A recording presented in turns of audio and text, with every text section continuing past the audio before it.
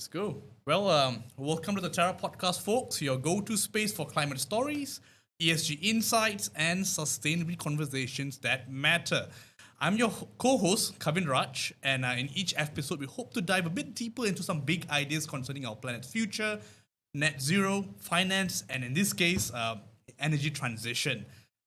Let's unpack the headlines, connect the dots, and spark solutions, one story at a time. And I'm joined by my co-host here. Over to you, Saul. Hi everyone, I'm Saul.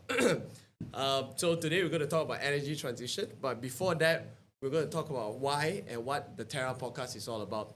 So the Terra Podcast, it was born and created in the need to actually make sense of the rapidly changing world of sustainability and also climate action. So, we see here a lot on news or on the media, they flash the word ESG and also sustainability a lot. I'm sure everyone has seen it or heard it one way or another, right? So, but we believe there's a gap between what it means and also what is playing out in the world. So, through Terra, we want to bridge that gap, whether you are a policymaker, whether you are a business leader, or even someone who just cares about the future, right? Through insightful conversations and also challenging assumptions with people who shape sustainability, like yourself, Mr. Ganesha. Thank you for joining us today. So Mr. Ganesha here today, he is a researcher and analyst in climate change and also sustainability and also environment. So Mr. Ganesha, please introduce yourself to everyone today. So I basically started out doing mechanical engineering. I wouldn't call myself So you're an engineer? expert. Yeah, I mean all of us were somehow, right?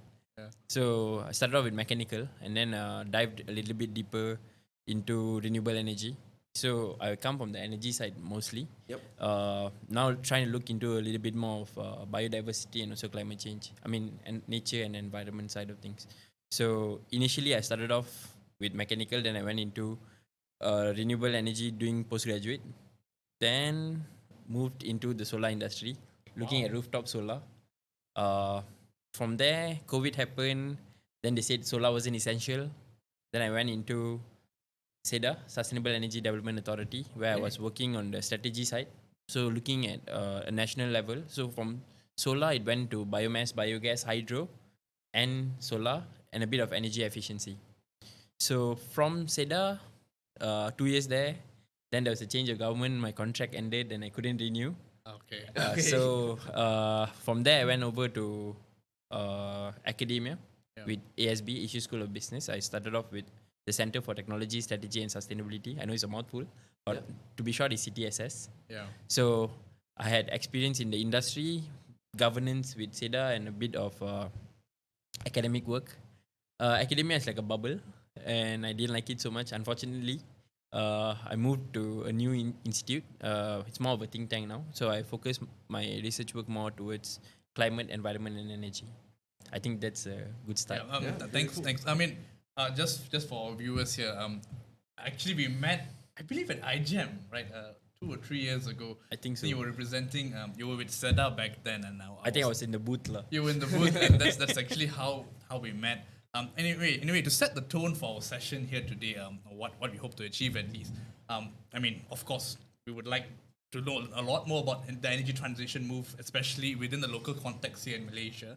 And I think you're one of the best persons for us to at least engage that, to start the conversation, to kind of dive a bit deeper and perhaps let our audience know some of the, I guess, key definitions, current policies, and also maybe at the end, maybe dive a bit deeper into what your hopes are for the nation, right? Can we achieve the so-called net zero by 2050 goal? Or, I would like to know your sentiments on that. But before diving deeper, wanted to ask a few questions more on a personal level. What prompted that change from, being an engineer, which falls under the, very common stereotype of a career in a way, right? I mean, if you're from an Asian family, it's either engineer, doctor, lawyer, or a failure, Exactly.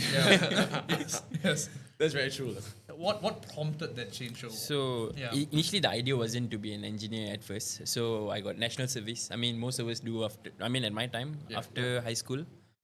So while doing my national service, it got cut short and my parents said I'm going to do foundation. So after foundation, the idea was to become a pilot. So entering an academy. So at that point, there was an issue where Malaysia had too many pilots and we didn't know what to do. Okay. So we were basically exporting pilots. All that was the time I think Malindo and this other airline came about. So that plan got scrapped, and it was foundation leading to engineering. And Okay. if you know, my maths is not the best in the world, and being an engineer, Yeah, your maths has to you be need to- yeah. somehow. You're an engineer as well. To provide a bit of context, I'm a mechanical engineer. I'm sure we spoke about this before. Mechanical engineer, but I'm an environmentalist. Similar, like we share similar ideas and what we want to achieve in life to make the world a better place. So yeah, mechanical engineers, math is damn tough. I hated it. Because you have like several levels to your course. And the third one, the last one, the final semester is the toughest course. Like you wouldn't differential want, equations. it's more like calculus and things like that. You wouldn't want to go back there. It's like a very bad memory. Even working is But not you so don't use stressful. it most of the time. you don't when use you're it working. for sure. Okay. That's great. I mean, we have two. I'm a biologist by trade, so I can't relate. Not much math. But so yeah. while doing that, it came to a point where I was doing my final year project. Then I thought about it, and I was like, becoming a pilot, driving a train, driving a car, wouldn't it be the same? Okay. I mean, I didn't think at that point the amount of life situation involved. So from there, the other option was when I was trying to do my final year project, I couldn't come up with a topic. At that point, they had the Paris Agreement, 2015. Yeah, Okay. 2015. So that was way back then. It was alternative energy instead of renewable energy and energy efficiency and more things that we are seeing now. So alternative energy, and Malaysia were one of the signatories to the Paris Agreement. Would you want to maybe share a bit what the Paris Agreement is? I'll jump in. So as well. it's basically they're trying to keep the temperature rise within 1.5 degrees and way below 2 degrees, and we have already surpassed 1.5 degrees. Exactly. That's a key sticking point. We've surpassed the 1.5 Because the degrees, idea of tipping point. decarbonizing is to keep it within 1.5, and we are not decarbonizing, although we are adding on more renewable energy. So coming back to the context, right? So the final year project, I went into, I tried to understand what different type of alternative energies were there. So the idea was looking into something new, and the plan which came out was ocean wave energy converter. So at this current day of time, I mean that's about a good 10 years since I last did my degree. We haven't found like a commercial success for this particular technology. So It's like converting like kinetic energy. So into- imagine the waves, Yep. kinetic energy from the waves. So you're running a turbine, and then it spins, and then it produces electricity. Wow, okay. But they can't find a material which can withstand the heat, the saltiness of the wave, and also the continuous force from the wave. So you can't find a mechanism that works. like tidal energy. So it's wave. So tidal comes twice a year, right? I mean twice a month. So you have high tide and tides, low low tide. tides, So you have like a catchment area, and then it goes through. That's how it spins the That's turbine. really cool. Yeah. Yeah, that's really cool. But we are still in the cusp of finding the right technology for that. So scalability is an issue. So I mean ocean, apart from wave and tidal, there's the other one called ocean thermal, where you've got differential between temperatures. Yeah. But that's pretty expensive. So one of the other thing is the cost involved. Any new technology comes with an exponential cost Yeah. Yeah. until it's commercialized. Yeah. So in the lab it works, Yeah. but when you scale it, Achieving economies of scale. Yeah. that's the issue. Yeah, I mean, you've actually come down.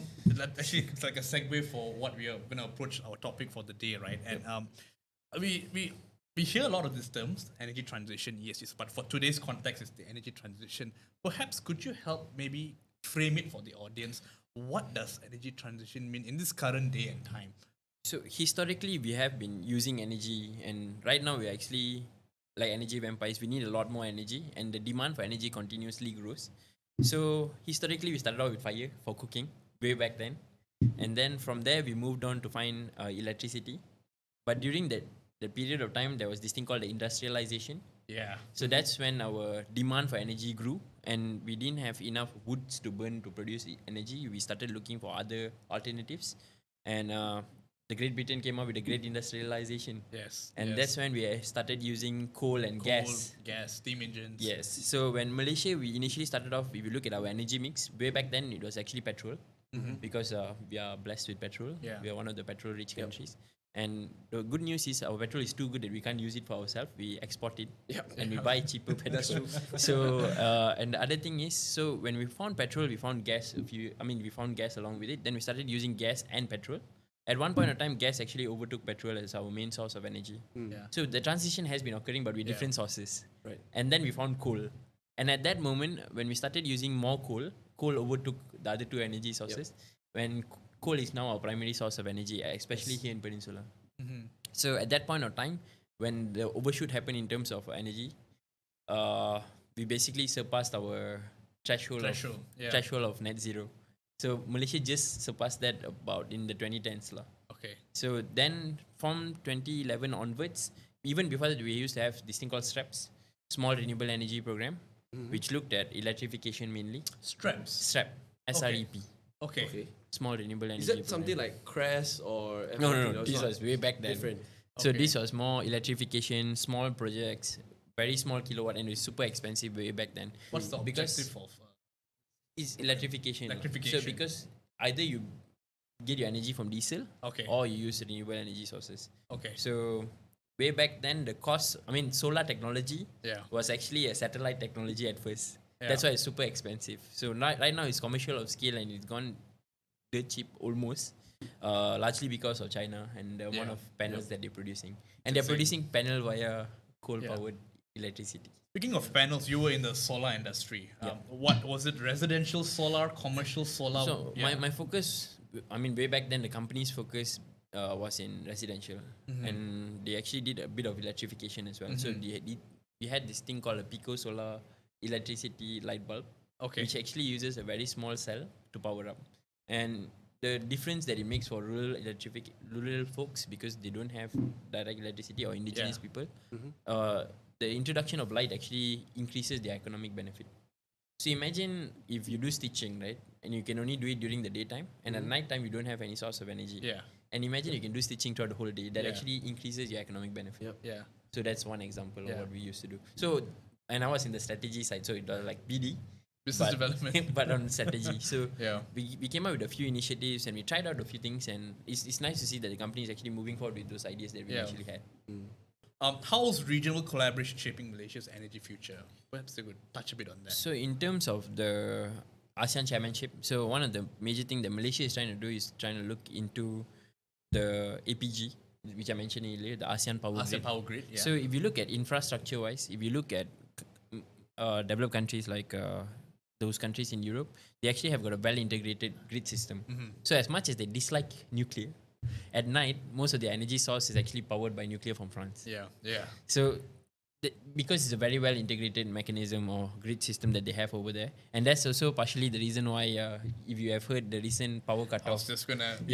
in terms of Yeah. Spain and Portugal, but Yeah. that's a grid issue and it's not a renewable energy issue. Just to put it out there, the grid wasn't able to adapt accordingly because there's a switch of frequency. Yeah. Yeah. So that basically For, caused for a context, massive blackout. this is the Spain, the blackout. Yeah, in Spain and Portugal. Yeah, so that's what is citing. Yeah. Yeah, so just want to clarify, it was a grid issue and it wasn't a renewable energy issue. Although Okay. they had a lot of solar at that point. Yeah. So that was the thing in terms of what happened there, and what we can learn from it is basically have a better grid system. So you had to consider developing the grid along with increasing your renewable energy sources, and you can't pick and choose. You have to do both concurrently. So you do it concurrently. Yeah. And that okay. Because historically we have been built this way, right? So imagine your generation is somewhere in the middle of Perak, Yeah. so you know what it is all about. So that's where generation is, and then you got transmission, and then distribution, and then reaches you as the consumer. Yeah. So it's just one line of movement, production to consumption. Yeah. Right now you're shifting it. Right now, the consumer themselves, on top of their roof, they are actually producing electricity. So the additional electricity goes against the flow, the natural flow of electricity, and the substation, the nearest one to your residence, doesn't have the capacity to accept a lot more electrons. So that has to be built. That infrastructure should be available, and that's on the grid system The grid owner. system. So we are split into regions. Yeah. So we have Tenaga over here, Tenaga Nasional Berhad, TNB. We have SEB in Sarawak, and we have SASB in Sabah. Sabah. Yeah. So each region has got its own issue. Sabah has got very high electricity. Although it's being subsidized massively, people can't afford the cost of it. And if you switch to renewable energy, of course, initially the cap cost is going to be high. CapEx, capital investment. expenditure. Yeah. So just to make sure that the audience is clear with it. So that's the only concern with renewable energy. But they can't do that because the people are not paying electricity as it is. Okay. So that's the issue with Sabah, and they also do a lot of electricity stealing. Oh, okay. Yeah. So that's the concern with Sabah. In Sabah, that's a sentiment there. Yeah. What is this bad actors or I'm sure I mean, Peninsula is also the same thing. the ones who can't afford it, that's the only way of them going about it. But you're talking about pay and all that, right? So living wages, none of us actually, or some of us don't actually get living wages. Yeah, So yeah. that's a concern in Sabah. In Sarawak, on the other hand, they got hydro. And you understand 1.5 degrees, 70% of your energy source has to come from renewable energy. They already achieve it via hydro. So they are slow in terms of developing all the other renewable energy sources. Yeah. So they are now looking into solar, residential, CNI, but they are a bit slow in doing so. Understandably so. They are also doing a lot of hydrogen as well. They have a few cars and a few buses, and they're planning to have ART, which is their railway, which is runs through It's Kuching. not a bus. Yeah, it's a tram. It's a tram. Yeah. They're very sensitive about that. Yeah, so that's another thing that they have. Yeah. I mean, they are a lot more advanced in terms of trying new things, and I think a lot of things Peninsula could learn from Sarawak. Over here, TNB, the focus has always been on affordability, whether people can actually accept the cost, and we have a huge subsidy. I mean, subsidy is another thing that we can talk about the whole day. Yeah. So we basically hugely subsidize electricity and also fuel. Our fuel is cheaper than fuel in Saudi. Yeah. It's crazy. It's Can insane. we just brain that for a while? It's insane. Yeah. So coming back to regional cooperation, the reason why we need this, even energy sources between Peninsula and Sabah and Sarawak is scattered. Sarawak with the hydro potential, they can actually inject it into Sabah in order for them to have more energy source, clean energy source, and we can actually get a line across. But the cost of it involved and the environmental cost of a subsea cable coming from that distance is a concern.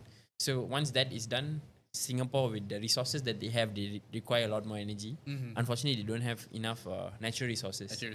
Yep. Yeah, so land. Oh, land. exactly. Yeah. So Yeah. they need to bring in cables. But they've been piloting solar on the river. I think it was between No, Johor. so they have this thing. I think it's they're not the river. largest floating solar. The largest floating solar. It's by on a a hydro- property developer. Yeah, I forgot. It's between Johor and Singapore. They actually Yeah. They increase the amount of electricity they can transfer across. Yeah. They're already getting 150 megawatt from Malaysia. Yeah. They're planning to increase that. They're actually planning to bring another thing from Batam, a floating solar project Trying from to get it Batam, from. I was just telling you, trying to get some supply from Australia as well. Northern Territory. Yeah. But Insane. that's the question, right? How efficient would it be? How much energy you'll actually get at the end of it is another question. Yeah. Because of the distance of your line. Yeah, it's You lose out on the efficiency ludicrous. as well. Yep. Yeah. So that's the question. In terms of global collaboration is quite clear. So we need to get an integrated system or a grid system. So between Malaysia, Indonesia, Singapore, probably putting a line from Sarawak if it's financially possible, who pays for it, and all these That's other the questions question, comes up. And then on the other hand, on the ASEAN side, ACE is actually doing a lot. ASEAN Center for Energy, for context. Yeah. So they're actually coming up with a lot more lines, which is quite clear in terms of how we're going to plan to do it. So there's also the BIMP, Brunei, Indonesia, Malaysia, Philippines. So that's another grid system altogether. Once that's a lot more integrated, it'll be really nice for them. On this side, we are looking at probably expanding a lot more towards Indonesia and also with Thailand. Yeah. And right now we have one successful project which comes from Laos, hydro plant in Laos, Yeah. coming through Thailand and goes through Malaysia. And then it LTMS, goes, right? LTMS, BIP. Yep. Yeah. power integration program. Yeah. Lovely. Yeah. Eloquently put. I think you just kind of encapsulate everything. Any questions from your end, Saul? Well, I think there's a lot covered. I think what we should wrap it up with is that, okay, we want to compress everything that we said. Like, for example, in Malaysia, our target to achieve 70% renewable energy by 2070. Install capacity, I just like to clarify. Yeah. So Yeah. install capacity doesn't mean generation. So 70% install capacity. So does that mean like storage or? That's how much we're going to have in potential, but we're not going to inject the whole thing Inject into the the whole grid as generation. Yeah. So that's another thing where the grid has to come up in order for you to accept the whole 70% Yeah. as our energy source. Just want to clarify that. But right now, if you look at the NETR also, it's quite clear. The bulk of it is still coming from your 30% of natural gas. Natural gas. Yeah, okay. Yeah. I think more on that, right? Because, you know, the NETR, you're looking at very optimistic goals, right? Where everything, you know, we plan with hydro or we go down the solar path. Okay, is it actually attainable, right? From a very pessimistic view, is it attainable that we can actually achieve net zero or even the energy mix of renewable energy by 70%, right? Just hearing that, I mean, coming from biomass energy sector background, I feel that, okay, there's plans to achieve this energy mix, but is it attainable, right? Like Petronas is doing all these nature-based projects, but at the end of the day, does it even work? Will we even reach that point? Is it even worth investing into that? So if you ask me in terms of whether it's worth or not climate change, there's only one way that we can stop it is by switching our energy source for the time being. But there are so many other things that we can do. The question should be, if we don't do it now, then we basically lose the planet. Yeah. And if we surpass, I mean, we already surpassed 1.5. The question is if and when we surpass 3, because with our current projections, if BAU was concerned, we're Yeah. probably going to hit that in a few years' time. And we have to decarbonize a lot more quicker. Yeah. So this is one way to do so. Mitigation is one way. Or you can actually consider, we are going to lose everything, why don't we consider adaptation? But that's where trade-offs comes into play, economic concept. So if let's say the rest of the world were to actually keep to their target, and we basically do a lot of adaptation. So we're basically over-prepared, or we have already spent our capital on adaptation, over preparation. Or on the other hand, we do a lot of mitigation and we switch Malaysia becomes 100% renewable energy, while the rest of the world don't keep up to the targets, which is already happening. And there are certain black sliding which we don't have to talk about. Which you already that's a know whole about. different So topic. when that happens and you don't adapt, you basically lose out. So it's finding the right balance, and all of us are still trying to figure things out, and finances are available, but the question of policy and political will, but I think you want to go past that, you're actually trying to understand corporate will. And certain companies are looking for 100% renewable energy. The question is, how are we going to provide it to them? And honestly, we have to look at all possible solutions rather than shooting it down. But of course, each and every renewable energy source comes with its own problem. Yes. Solar, because it's weather based. Yeah.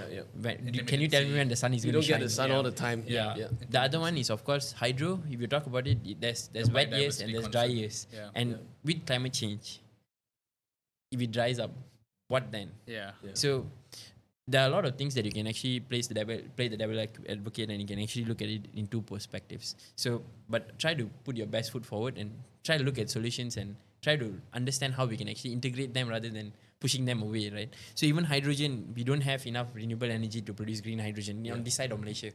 But biofuel, on the other hand, could be a good option. But there's actually competing interest with Koja via aviation for SAF. Yeah. So when you understand where your importance are and which gives you economic benefits, I think you weigh that into your trade-off, and then you make your right decision. The business model must work. But your business as usual is not an option in order for you to salvage whatever which is left. And if you surpass 3 degrees, there's no way of turning back. Yeah, I mean, the IPCC report.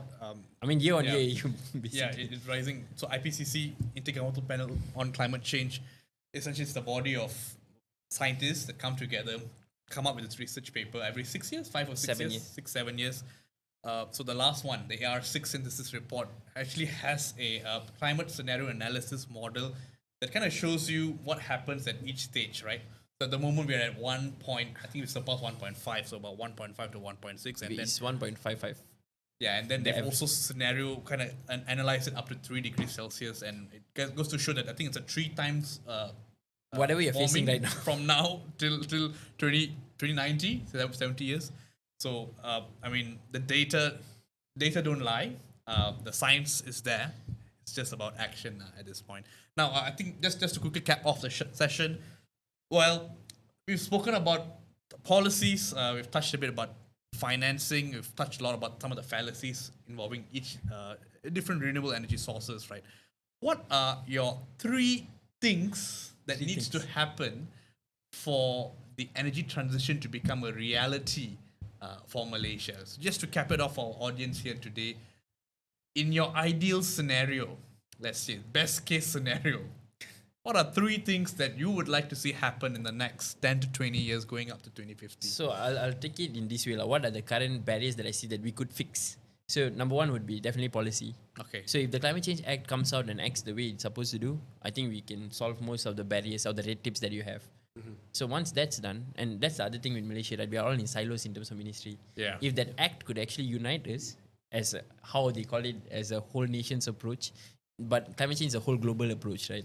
So you need something that actually helps us unite in terms of combating climate change. The second thing is, of course, in terms of finance. But what I understand is, if the policy is clear, finance would actually flow. But then how do you de-risk it?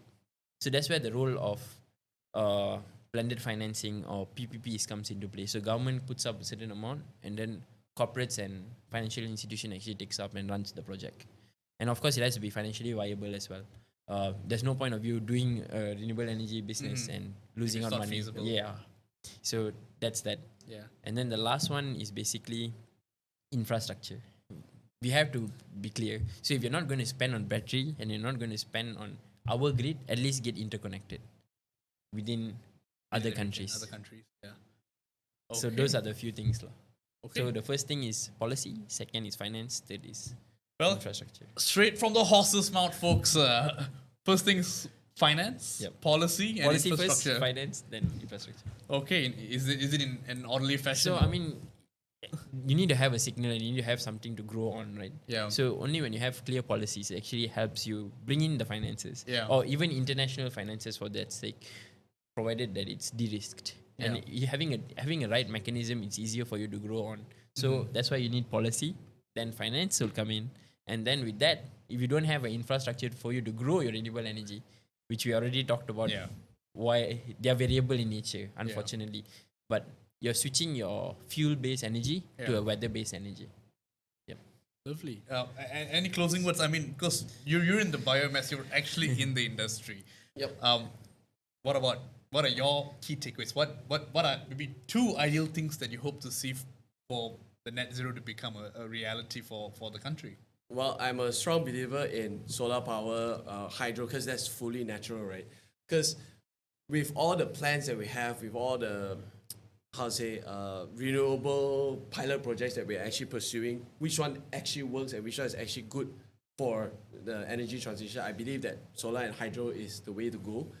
Biomass, on the other hand, we have abundant source of biomass, right? There's so much oil palm wasted anti-fruit bunches or even PKS palm kernel shells in Malaysia that is actually exported out of Malaysia. And I believe that from that, there's a lot of companies out there that say, okay, we want to go green, we want to buy this biomass, but we cannot afford the price because overseas are actually taking it up. Yeah. So putting that aside, I think solar and hydro is the way to go because there's just so many plans. I believe that we should focus on just one or two main energy sources, renewable energy sources, and then we focus on it and then we build on it, rather than wasting our time on building so many ideas and at the end of the day, we're just wasting resources. Yeah. That's what I It's believe. funny that you've mentioned solar and hydro Yeah. being in the biomass industry. Yeah. Not really Exactly. double down on that. I'm why? also not a Yeah. believer of incineration or cutting down trees. At the end of the day, they say it's carbon neutral, right?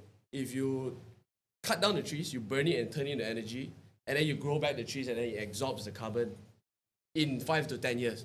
But do you take into account when it's growing, does it actually absorb that much carbon from the environment? So is it really productive in that sense that it's absorbing enough carbon that you cut down and burn? So I believe that it's a good thing, it's a good direction to hit, but it's not the best renewable energy source. That's my opinion. So Okay. But from the agri side, the waste to energy makes a lot more sense. So you're not actually chopping down trees, but it's already available it's waste. already available. Yeah. Rather than releasing It's methane, another business case for them. you're actually producing electricity. Yeah. Great. Well, we're pressed for time. Would like to conclude this session. I think it's been wonderful hearing from you, Ganesha. It's Thank our you. very first podcast, and thank you for your time. Thank you for inviting me. The pleasure is ours. Hope to have more podcasts perhaps with Yep. you, a few future Sure, sessions. Well, that's all the time we have today for our podcast on the energy transition topic. Again, thank you, Ganesha, for your insights, inputs. Very much appreciated. And stay tuned for more podcast sessions covering a vast array of different topics in the climate space. And please do share, subscribe, and comment. I would like to hear your thoughts on what you think of some of the topics that we've kind of articulated out today. And stay tuned. Yep, take it easy. Cheers. see you.